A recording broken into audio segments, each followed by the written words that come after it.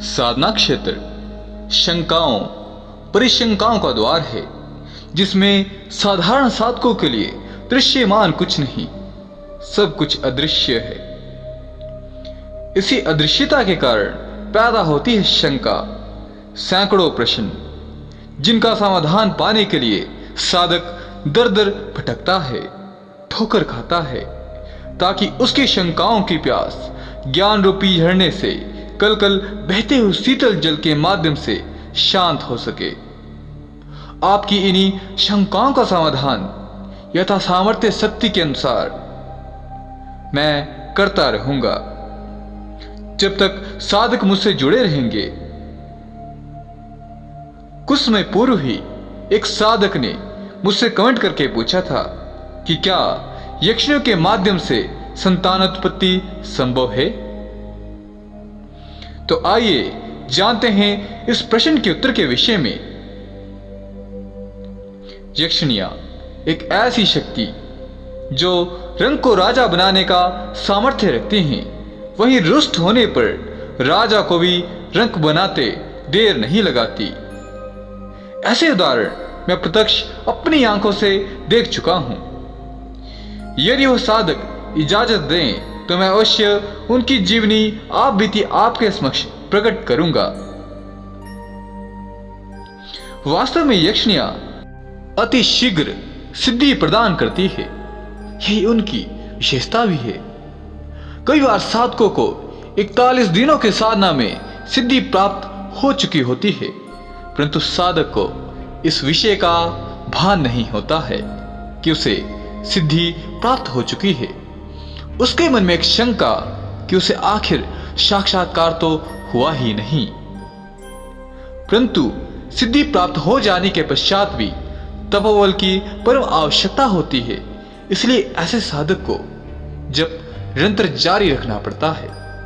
एक निश्चित समय व्यतीत होने पर साधक को यक्षिणी का साक्षात्कार हो जाता है, यक्षिणी सिद्ध हो जाती है।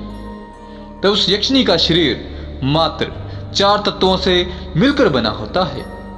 उन्हें 5वां तत्व प्रदान करना पड़ता है।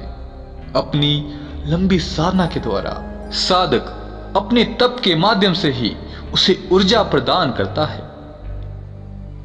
यदि साधक चाहता है कि उसकी संतान यक्षलोक में ही रहे, आम जनमानस के मध्य प्रकट ना हो, तो वह साधक उस 4 तत्वीय यक्षिणी के माध्यम से भी संतान उत्पत्ति करने में समर्थ होता है। परंतु यदि उसे संतान चाहिए आम जनमानस की भांति, तो उसे एक लंबी साधना करनी पड़ती है। उस उक्त यक्षिणी को 5 तत्वों से संपन्न करना पड़ता है। इसके पश्चात एक ऐसी संतान की उत्पत्ति होगी जो सब गुणों से संपन्न होगी, जिसमें सम्मिलित होंगे मानव के साथ साथ यक्षलोक के यक्षों एवं यक्षिणियों के गुण भी। वो जहां मानव की भांति इच्छा, राग, द्वेष एवं सुख दुख जैसी मानसिक परिस्थितियों को जानने समझने वाला होगा, और इसके अलावा यक्षिणियों की आंशिक शक्तियों से भी संपन्न रहेगा। इस आम दुनिया में वह विलक्षण गुणों से संपन्न होगा। परंतु यदि साधक कुछ बातों का विशेष ध्यान रखे, यदि यक्षिणी साधना के प्रति भविष्य के विचार आपने मन में रखे हुए हैं, तो मात्र ऐसे यक्षिणियों का ही चुनाव करें जो सात्विक अथवा रासिक हों। तामसिक यक्षिणियों का चुनाव कदापि ना करें। किसी भी तामसिक यक्षिणी की सिद्धि प्राप्त तो आप कर लेंगे, परंतु उसके पश्चात जीवन भर अनेक समस्याओं का सामना आपको करना पड़ेगा। वस्तुतः तामसिक यक्षिणियों का स्वभाव उग्र होता है। अधिकांश वही साधक तामसिक यक्षिणियों की साधना करते हैं जो मारण, मोहन, उच्चाटन, वशीकरण जैसे कार्य करना चाहते हैं। परंतु सिद्धि के पश्चात ऐसी यक्षिणियां धीरे धीरे उस साधक को अपने नियंत्रण में लेना आरंभ कर देती है।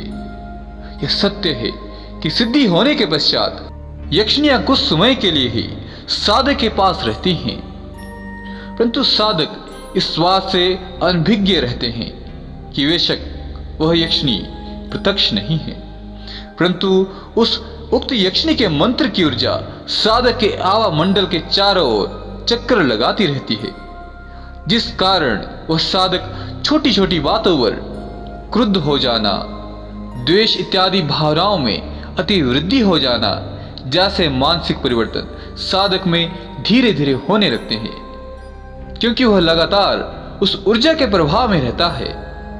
यह कारण भी है जो साधक मारण, वशीकरण जैसी तामसिक विद्याओं को सिद्ध करके रखते हैं, उनके अंदर क्रोध द्वेष जैसी भावनाएं अपने उच्चतम स्तर तक पहुंचती जाती हैं। वो उसके लिए नरक का द्वार खोल देती है। एक पाप का बीज ही असंख्य पापों को जन्म देता है।